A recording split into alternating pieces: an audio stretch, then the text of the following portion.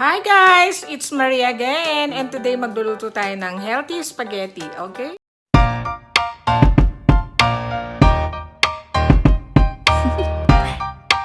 Do you wanna know? Yun nga ang ating nasa title, magluluto tayo ng healthy spaghetti, okay? So, meron tayong garlic, onion, tomato, oil. Pero itong oil na ito, hindi ito vegetable oil. Actually, sunflower oil to. Tapos, yung ating sauce na gagamitin ay Valverde pasata, pepper, and sea salt. And then, ang ating meat na gagamitin ay chicken, at saka, syempre, lagyan din natin ng sausage. Okay? So, ito, medyo numpisan ko na yung garlic natin. Yan. Mas gusto ko kasi pag nagluluto ako ng garlic, medyo may pagkapino. So yan. Okay na yan.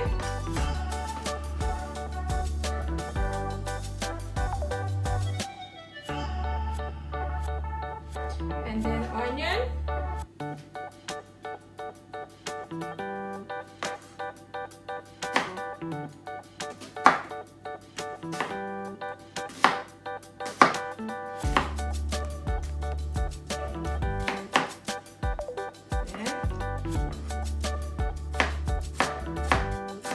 Siyempre, maliliit din yung dapat na hiwa niya. Ayan.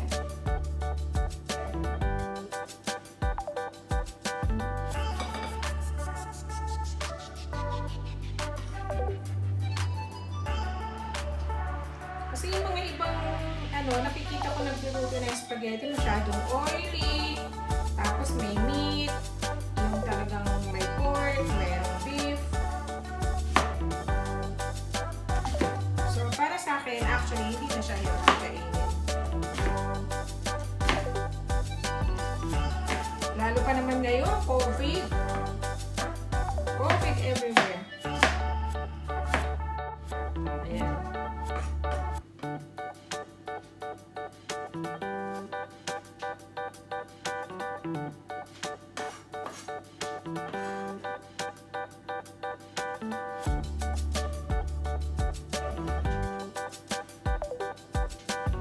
Yan din ang ating kamatis.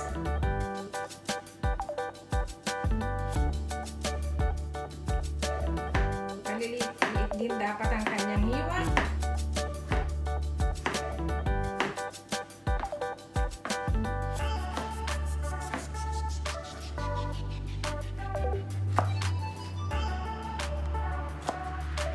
Yan.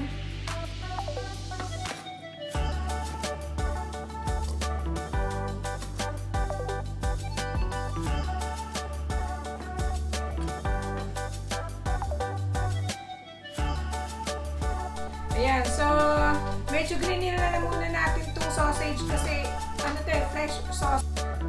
Mga preserve. So, wine lang natin. Ayan. Medyo mainit kaya ginagamitan ko nitong Okay, mag-isa na tayo. So, ayan, mag-isa na tayo ng garlic. So, onion.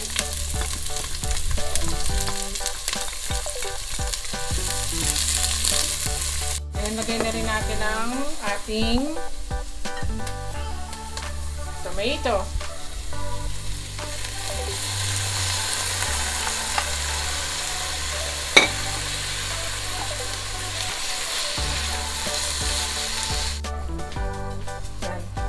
Pa natin konti.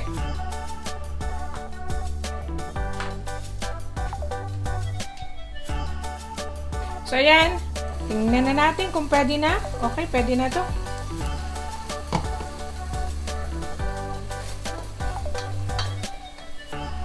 At lagay na natin yung ating minced chicken. Yan. Yan.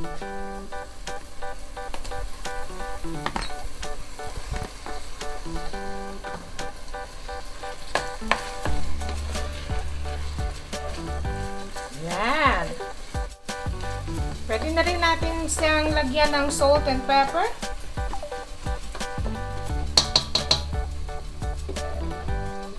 Lagyan natin ng salt, ng pepper. Ako gusto ko marami kasing pepper eh. Yan. Pepper, salt,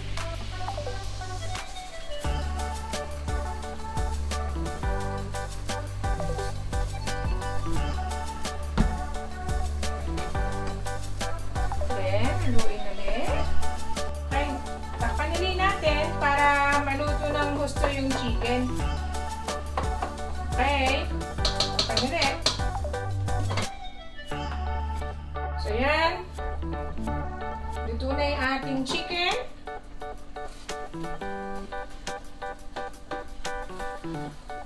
Yan.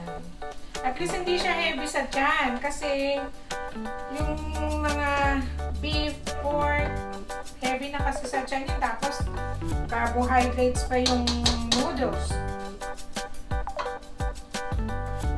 Okay. So, lagay na rin natin tong sausage.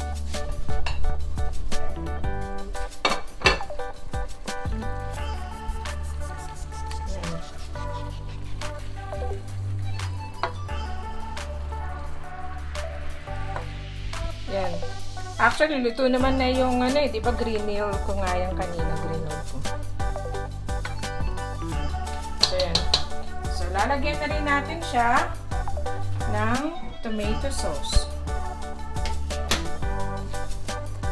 Dahil meron na siyang tomato, may tomato na ito, kaya konti na lang na tomato sauce na lang din ang ilalagay natin. Kasi masyado namang aasim. Mga dalawa. Yan. Siguro lagyan ko pa ng konting tomato sauce. Mga 3. Lalagyan din natin ng condensed milk para ma-neutralize yung asim, yung alat niya. Ganun. Actually, napakadali lang lutuin naman talaga yung spaghetti sauce, di ba? Yan. So, gagamit tayo ng kutsara.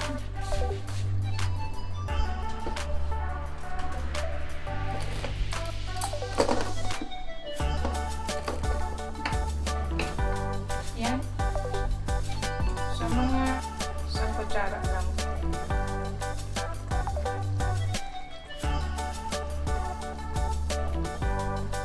Para lang ma-neutralize yung asim niya at saka yung alat. So, tapan muna natin. So, yan guys, titikman na natin kung okay na yung ating spaghetti sauce. Smells yummy.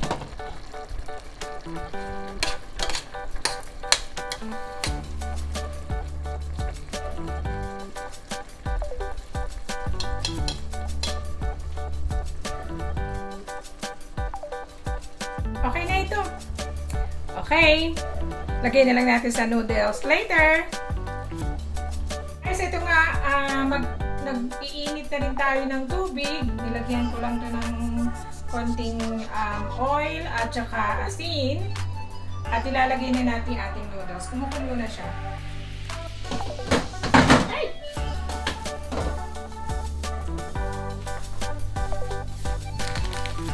So, bali, konti lang kasi actually ako lang naman ang kakain.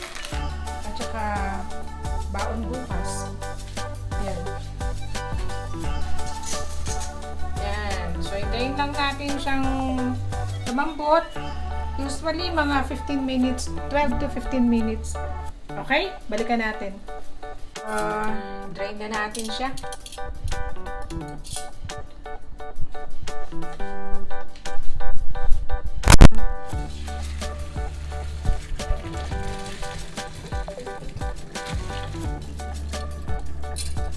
Yan. natin siya i-rinse ng water kasi madaling mapanis. Anyway, may oil naman na ito. Okay.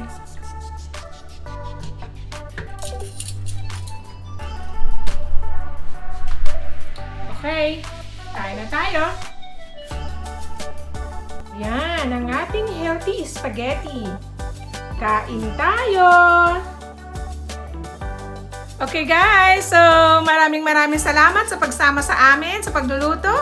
At always remember, no matter how you feel, get up, dress up, show up, and never give up. God bless you all. Bye!